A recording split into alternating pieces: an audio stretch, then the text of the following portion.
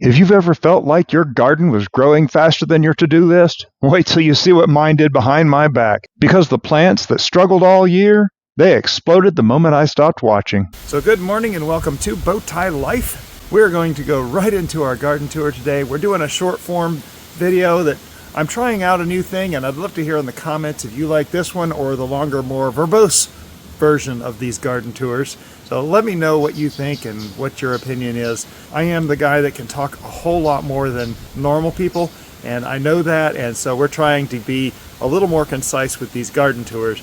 I will mention we're not going to talk about weather in the beginning of this video like we normally do on the front and side gardens. In 2 nights we're about to have the cold that hit here in November and pretty much the whole country the early part of November, and so I'm going to talk about it in the beginning of the outer garden bed tour, so be sure you're subscribed so you don't miss the next part. We do 3 parts of these garden tours. They are my own personal journal, kind of keep me informed on what's going on month by month. So subscribe, you're more than welcome to come along, friend, and see what's going on in the garden. So we're going to jump right into the, how about these flowers? We'll talk about these in a minute. We're going to jump right into the comfrey bed. This little patch right here in the southeast corner of the property will eventually be a comfrey bed. I'm hoping to have this whole thing covered in comfrey plants. I also want to have these Canna lilies in here. What that's going to do is going to give us purple flowers and yellow flowers, which is the 2 colors that I'm shooting for. They're Mrs. Bowtie's favorite colors for our gardens, and I'm trying to get as close to that as possible. Right behind that, of course, is the okra patch, and we are saving seeds. We have begun saving seeds. There's going to be a little video coming out soon about what we do with these. Mrs. Bowtie is frankly just tired of cutting up okra, and you can see up there that okra, see how it's starting to split out like that? That tells me that one right there needs to come down right now, and we will do that just as soon as I get a break here. And yes, these okra are just really coming right along. I'm very excited to see these seeds now. See, that one's already lost all of its seeds in there. That means I waited too long on that one. It's okay because there's a little bug. Look at that beautiful thing right there. That's very interesting. Okay, so lots of grass in here. We're not really worried about pulling out the grass because we're really not growing this for a crop anymore. So I'm not even going to bother with the rest of this okra bed. You can see the zinnias over here. I've talked about saving seeds from these things so many times, and I'm going to try to get another video on that. My biggest problem right now is I've been so running hard. We've been doing the house remodel and work and everything else, and then trying to keep up on production for the YouTube channel. It is just a little overwhelming, folks. The turmeric down here is getting more and more bedraggled, but we just premiered the October garden tour, and here I am recording the November garden tour right now. It's kind of humorous that we're this far behind. I am a full month behind in production. Oh, look at all these pods coming up here. The American Beautyberry over here. This is the treat that's going to come out for another year. Janet Potter, you commented about how this thing has good juices and syrup and jellies, so we're hoping to grow more of these. You'll notice there are no more berries on here at all. They have been completely eaten up, and that was just a month ago we tried one of those. The pomegranate here, yep, we're going to have to do some trimming on this thing and get it ready for the next year. In fact, Kevin over at Epic Gardening just did a video on trimming these things and keeping them under control, and one day I might dream about doing that. So we recently had our first Bowtie pop-up, and we were out in the garden trying to plant out some comfrey, and I did it live with you, and I'd like to invite you to join along. Be sure to subscribe, turn on those notifications so that when we have one of those pop-ups come, you'll be able to participate. Love seeing y'all in chat and visiting with you. Our peach tree, if you saw over on Enoch's show on the Urban Gardener, Let's Get Growing, we did the In the Garden segment where we planted both our peach trees. This one here is going to be our Midpride peach, and it's looking okay now. We do get this thing watered, and the soil, I've got a good heavy bed of mulch down here, so this thing should be happy going into winter. The rosemary, we saw how beautiful the trunk on this is, and of course Mr. Turtle down here posing for Mr. DeVille. Our Canna lilies are looking very bedraggled, this very unappealing at the moment, and the lavender. Now Robin told me this morning, she says she treats it just like other things and waits till it comes to the end of end of the winter, and then she'll trim it back then. So I'm going to let this thing go as long as it wants to. I do want to point out down here we have a new addition here. This is a pineapple, one of the pineapples we got from a store pineapple, and I'm very happy with how robust it feels. It's in the soil. It's been in here for, has it been a full 2 days, and it's already just feeling so much more sturdy. Looking forward to seeing this thing actually produce something next year. Hopefully it'll be that happy. We talked about all these mint plants and how they're just going into dormancy left and right. Now, something like that is not a mint, so we pull that out and see how that came out good and clean. But the things that are supposed to be in here, we leave in here. There's a beautiful little mint plant. This bag can be just completely full of mint for next year, which means if that's the case, late spring, we might be able to plant out more grow bags of this stuff. Hopefully we won't lose nearly as many as we have in past years. That's the goal, at least. So mint. Thai plants, these things are drying themselves on the plant. We're not really doing anything with these. I grew this for a friend. Actually, I grew 2 of these for a friend, and they took one of them and didn't really have room for the other one. So I'm just leaving it here to do its thing. Of course, this dinner plate hibiscus, these top leaves have finally given up the ghost and are dying down. I do keep this thing watered. I need to put a little bit more mulch down there, but I am just so pleased with how much these new growth are coming out on this. It's looking beautiful. So this is going to get all weathered down and will all be trimmed to the ground sometime here soon, even the new stuff here, because we're about to have cold in a couple nights. And we'll see what happens. I've never had one of these dinner plate hibiscus before, so very interested to see what happens. I'm hoping the picture that came with it was a purple flower, so I'm hoping this thing will be a purple flower, and it'll be something that Mrs. Bowtie wants to see more of in the garden. Like I said, we're looking for purple and yellow. Of course, many of you know we have our new Amazon storefront, and all the products that we have bought from Amazon over the years are in there. The stuff that we have in our storefront is stuff we use right here in our garden, stuff that we've kind of proven to be the stuff that we would recommend to anyone else. So be sure to use our Amazon storefront link. If you buy anything after using that link in the next 24 hours, we actually get a credit, not just for the stuff in our storefront, but for anything you buy. So if you want to help support the channel, be sure to go in there and hit that storefront link and then go do your regular shopping. We have been studying these fig trees and the rust that happens on the fungus that takes out the leaves like this, and see how easy that just came off. This is normal, and these things are just going through their phase heading into dormancy. There are a few beautiful leaves in here still. Unfortunately, that will get cut off eventually because I want this thing to start its branches up higher. It's going to have a gate that opens up next to it here. Mrs. Bowtie's improperly planted GreenStalks. Yes, that was mostly my fault. Okay, it was completely my fault. We should have put perlite in here, and we did not. We do still have a few pretty flowers in here. These Calibrachoa, I'm hoping they'll remain perennial, but I don't have a lot of hope for them. We'll have to see. Now, just last month, we talked about these hedges right here, and there used to be another tree right in this hole right here. That was the Sasqua hedge. Sasqua hedge turned out not to be a hedge at all. It turned out to be another one of these trees that are always popping up around here, and I'm going to have to be more diligent about keeping those things like this right here. This shouldn't be here. In fact, all of this shouldn't be here. These are a different kind of tree that are just going to serve to kill the hedges. Our hedges may be too far gone as it is, but I'm going to try to get them back. All these tall things across here need to come out. And you can see our front fig tree. Oh my goodness, it is really losing its leaves. It's coming down to the end of any green leaves at all. There's not going to be any new growth. Again, this is the fig rust that we normally get. It's getting a signal to go into dormancy for this time of year, and that is okay. Coming around here, of course, our thyme is looking pretty much the same as before. We're not seeing much change on very many of these things. The Amaryllis right there, the Canna lilies are not going to do anything else. This is a turmeric right out here in the open.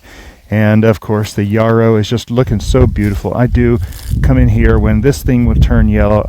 and brown, I will end up pulling this thing out, but I do like seeing just a few more flowers when we're coming down to the end. Look at that Gulf fritillary butterfly, at least for a second. His wings look really rough. Oh, here he comes back. They're all twitter-pated now. The zinnia flowers are just looking beautiful. I'm still picking these for... Okay, so I gave up on this being an artichoke bed, but this artichoke just does not want to give up.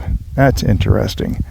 I thought I had dug all of those out of here, but here it is, back yet again. So if it wants to live, we're going to have to let it live now.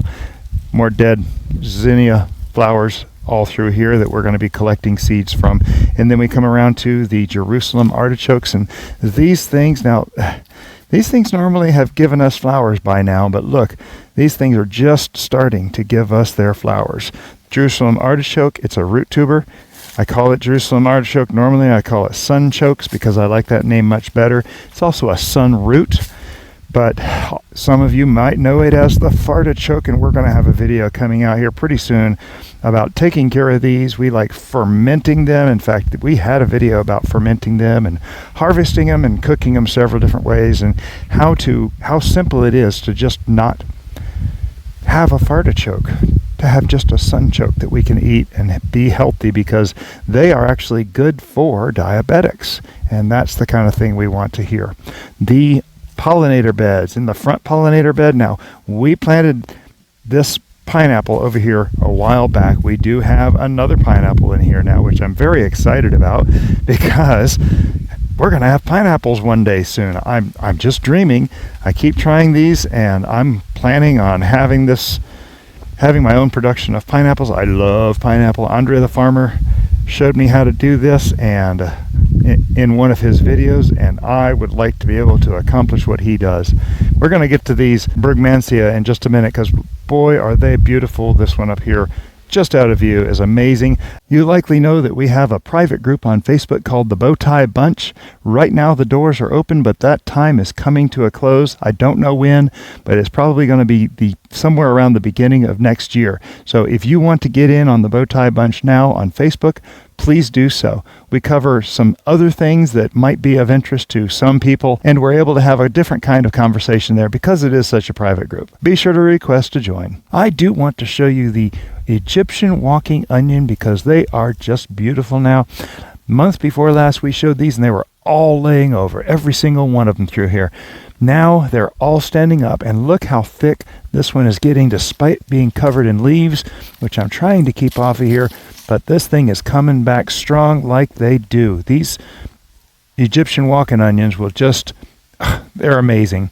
They're just so resilient, and they give us green onions whenever we want them, which is very nice. There's some sorrel down there. That little tiny purple flower is very beautiful. And of course the turmeric is starting to flag and look pretty rough. We will be harvesting a whole bunch of this here in probably a week or two, because it's coming time. As soon as these things start dying back, it's time to harvest those roots. Yep, that's turmeric, the spice that we eat. And I eat a little bit of it every single day. Mrs. Bowtie does as well. So we are going to be having our turmeric fill hopefully this year. I'd love to be able to harvest 40 pounds of this stuff. That's my goal. Down here we have the Asiatic, nope, that's not Asiatic friend. That's the Chinese ground orchid, which is looking better and better. It's been there a couple years. It still has not done what I'm hoping it'll do. I'm looking for yellow flowers on those things. And of course the Wandering Jew, I did want to show you, we do finally have a flower on here, which is beautiful. Everything seems to be flowering late this year. I'm not sure I understand what's going on with that, but everything is flowering very late. Seems peculiar. I haven't grown turmeric enough to know if it's flowering late as well, because we do have a lot of turmeric blooms in here. So, oh, look at down there. There's a new branch for the Brugmansia. Yes, the Angel Trumpet. And I just want to show you. This is absolutely amazing. I love the display of the flowers on this. This is just a beautiful angel trumpet. It's a solanecea, Brugmansia solanecea, kind of like the sun, sola. So it's yellow. Very beautiful flower, just quite a statement. We have so many of them right now. In fact, This morning in the premiere for the October front and side garden tour, I was letting you know that these things were just about to show up, and here they are. They showed up this very morning. You can tell they are fresh by how just clean and beautiful they are. This is the solanecea, and over there that you saw in the very beginning of this video, this is the sanguinea. Think sanguinate, blood, red, sanguinea. And so these things are just, it's just quite the show. I'm always so impressed with these. I do want to show something that I haven't shown in a while. Oh, just look at these things. Just amazing. I just think these flowers are so striking. As always, be sure to hit like and subscribe on this channel so that you don't miss anything coming out as we continue on with the garden tour. I do want to ask you, tell me if you have any recommendations or stories and want to share your experiences in the comments. I love hearing what y'all have to say. I respond to every comment myself and have just learned so much more than you can possibly imagine through those comments. I do want to show something that I don't normally show, and right down under here is a poinsettia. Now this thing is quite literally just sitting in an old pot. Oh my goodness, look at there, look at there. I need to get that taken care of. I should put this in a new pot. There's hardly any soil left down in there, but we will leave this here. I'm still looking for proof that this is a whitefly magnet. I think that's what happened years ago, and I leave it out here, and I've seen whiteflies on these, and I've almost never get them anywhere else in my garden. So that's what I'm trying to prove with these. We are down here in the back of the front pollinator bed, and I remembered I planted a rosemary underneath here, and there it is. That is it's been buried with leaves. That is so funny. I just need to be sure to get these leaves cleared out because, yeah, it's that time of year. We did not clear any leaves last year because, well, frankly, we were in England, and I have been playing catch up ever since that trip to England, October of last year. Oh my goodness. The mums are beautiful, of course. These mums are just so beautiful. And then my friend who gave me this Italian oregano, Sherry, it's still looking beautiful. I think we found a happy spot for it to rest for quite a while now. The smell is amazing. The back pollinator bed, of course, we have the Biden's alba all over the place because I've been allowing this weed to go. The bees love these things. We don't have our bee box right now, and I still allow some of these Biden's alba to go because we do still have bees, and I see them around quite frequently. We have a whole mess of Amaryllis, giant Amaryllis, various kinds in here, and turmeric, and we have back here, there's that other dinner plate hibiscus that we planted last month as well. It's looking a little worse for wear, but I'm hoping it's going to be enough that when it decides to come back next year, it will be able to recover from the root that it has. That's supposed to be how these things work. They die back to the ground. All the Thai plants, the purple ones back there, are kind of making their statement. It's been a weird year. It's been a weird year. This one is beautiful. That one over there is absolutely beautiful. Down here, the Chapel Hill Gold Lantana, and I have been trying to get these things to root out into other plants. I've got this stem right here. It actually goes underneath this brick to the plant, but I did not shave back any of the bark. So I don't know if it's going to work. I have plenty of time on this. We'll have to keep trying to get this layered, ground layered, and make more plants out of this to where we can cut it from the mother and it has its own root system. That's my hope with things like this right here. There's another one over here somewhere that I'm doing the same thing with. I don't see it right now. It's probably covered with leaves. How do you like that? Or it's just come up. Yeah, these bricks get moved around from time to time. Anyway, moving right along. The tree checkup, obviously you can tell the leaves from this American sycamore tree are falling. They're getting thinner and thinner up here. You can see more blue sky than you could up here just a couple months ago. Of course, this thing drops its bark and its leaves all year long, providing us with plenty supply of browns for the compost. Even the crepe myrtles are getting thinner. This one we saw last month from the other side, but you can tell there's a lot more gaps in the leaves, and as well as the other crepe myrtle, which I'm hoping this thing isn't dying. It's kind of in the shade of that big one to the right, and I may have to clone one of those. The juniper tree over there has just never changed. It's one of the most perfect trees, keeping its way. And then, of course, the Pindo date. We've had a lot of production off of this thing, though we haven't collected anything from it yet. The Pindo date, you can see up there, is still producing dates. Look at right there. Those are all dates. They're green dates, but those will turn yellow. And oh, there's one in the top right quadrant up there. One yellow one. They have been so sweet this year. Y'all saw me eat one last month. Just picked it up off the ground and ate it. Oh, they're amazing. Flavor is awesome. Coming down here to the asparagus patch, of course, my one plant. A single plant does not an asparagus patch make. One of these days I'm going to plant more asparagus in here, and hopefully we will be looking at harvest one day. This is another amaryllis that we're going to look for in the spring when it comes out. Look at this turmeric plant. You see how the leaves are starting to die?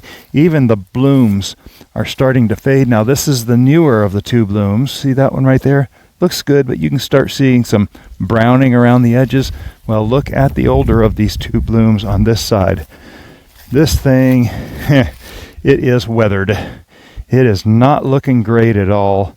And lots of dead in there. It's collecting stuff along with water that just doesn't look very nice. Once these things really start dying back, we will be harvesting them and seeing what's in the ground. I'm so excited. The turmeric, oh my, this will be my biggest harvest of turmeric ever. Now I do want to point out how this turmeric looks, and you'll see here, look at the leaf. You see the pattern of the veining and stuff in here? I say veining, the structure of it and all this stuff. Well, this right here is not turmeric. This right here is canna lily. And it's amazing how similar they look. But this thing will create stalks of flowers, yellow flowers with red speckles in it. And I'm looking forward to this one growing.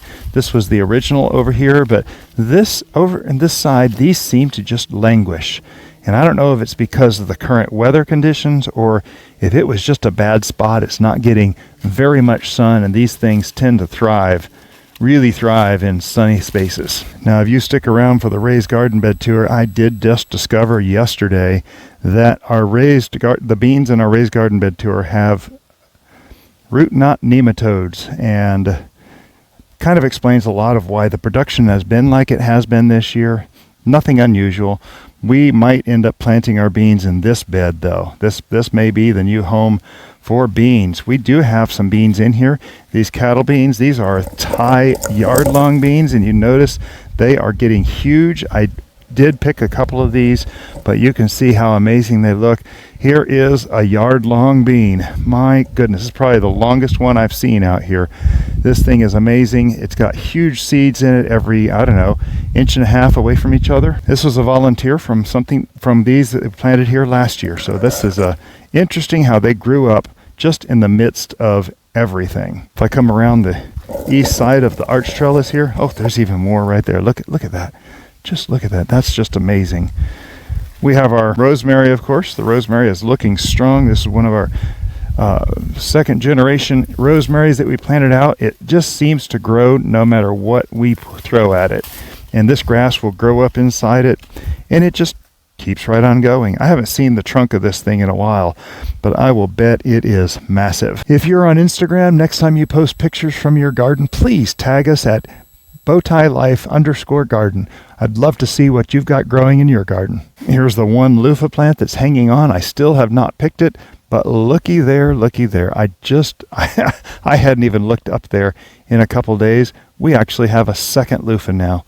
That's interesting. Okay, so these things do kind of just go on and on and on, but we have two loofah up there now. That one on the left looks good enough to eat right now. It's about the right size. But next year we're going to do better on the loofah. Last year we kind of went overboard with 5 plants and 500 loofah and 45,500 seeds. It was kind of crazy, wasn't it? Go back and look at our videos from last year on growing loofah. We had a lot of fun with it, and a lot of people got a lot of bunch of good laughs out of it. Yes, they did. Okay, so now what is this? Anyone who watches knows exactly what this is. It's a grow bag, yes, and it's a grow bag with mint in it. And when I come around here on my garden tours, I come in here, and I know we talked about this one last month, and there was a mint right here. There was a mint plant down in here somewhere, right about here, that I don't see anymore, because when I talked about I need to clean this thing out, I didn't do it. And now you can see it's even worse. 4 weeks later, it was 4 weeks ago today that I recorded that. There are still plenty of mint in here, and I just need to come in here, clean these things out. That's why I do these videos, to keep me accountable and motivated, so we can do this right. But I do need to come in here and do a little more TLC on these. That's mint right there. Beautiful mint. Oh, yeah. Chocolate mint. Our Asiatic fern is starting to flag a little bit. Some of the older leaves are looking bad. Some of the newer leaves are looking less bad. But I did notice, look under the bottom side of these, even the new leaves. Now, we looked at these sporangia a couple months ago, and they were not on these newer leaves, but they are now. Little tiny sporangia everywhere. Like they're just starting out. Like, look at that, look at that. It's just starting out. That's fascinating. I've never had the opportunity to observe and see. Now, like this one here, you can see this one here, there's barely anything, but there's little tiny spots developing on them, like where they're going to get sporangia right there. See how that leaf, see if I can get focused in on that leaf right there. See how there's little faint spots? Those are going to be the way this plant repopulates itself. So that's the east side of the arch trellis. We're going to go on to the west side of the arch trellis, which gets the afternoon sun. Kind of tells you where we're at right now. It's that way is north, and the sun is coming past us, and we're starting to see a little bit of sun on this side. It gets just enough sun. Those leaves right there were chop and drop from the dino kale down there, but we got a lot of dead seeds in here, a lot of dead flowers in here, full of seeds that we will just be either collecting or spreading out. I do both with them. I do about half and half. I'll spread them out and collect about half and half. Another turmeric down here. All this turmeric is looking so weathered. Definitely getting close to harvest time for that. This is, of course, my dino kale. I did tie up another string under here just to make sure it stayed standing up. It was getting a little flimsy, so trying to keep that thing straight this year. Last year it kind of went off in a weird direction and did its own thing, and I just want to try to make it look a little more beautiful this year amongst all the chaos. Yes, I think this is beautiful. The chaos, diversity. This is a rich environment right here. Back here, right next to our compost pile, ooh, I didn't pull back the tarp the other day, is our grapes, and I'm going to see if I can actually walk through here. These things are starting to get a little weaker. I was not able to walk through here at one point. And then about 2 months ago, I came through here and, yep, I'm caught. There we go, okay. I do love these grapes. This is one of my favorite spots in the garden. I like little cozy places. I think I recently said it feels like God's hug in here. It's just a safe, cozy little place that you can go and feel, well, in Florida, feel a little cooler because it's like 10 degrees cooler inside all these little rooms that I've made.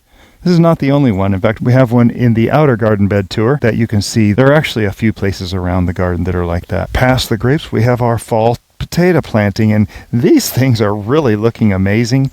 They have really just started to flag a little bit, started to turn brown here and there, and it won't be long until I start coming in here and moving these bags to a place where they're going to stop getting water. These are right at about 70 days maybe. I think we're at 72 days. They're a 70 to 90 day crop. They have a lot of weeds in them, of course, and I need to come in here and keep some of these a little cleaner. But yep, they're starting to fail. They continue to get water. They'll continue to grow until we see even more brown on them, and that's kind of what I'm looking for, is more brown. Now, one thing about this shadow right here, normally in the middle of the summer, during the summer solstice, that shadow is only about 17 inches out from the house over here to the left. So that kind of shows you how much difference the height of our sun is. I think I might give up on this little tray of pomegranates. I want to make sure I have pomegranates with good red arils, and I have a new plan for that now. I'm just noticing, now this is a Mexican lantana. Looks kind of like this. And I realize it doesn't happen this fast, but these flowers sure look a lot more gold than I've noticed them before or can remember them from before. Those are amazingly gold-colored bud blooms there.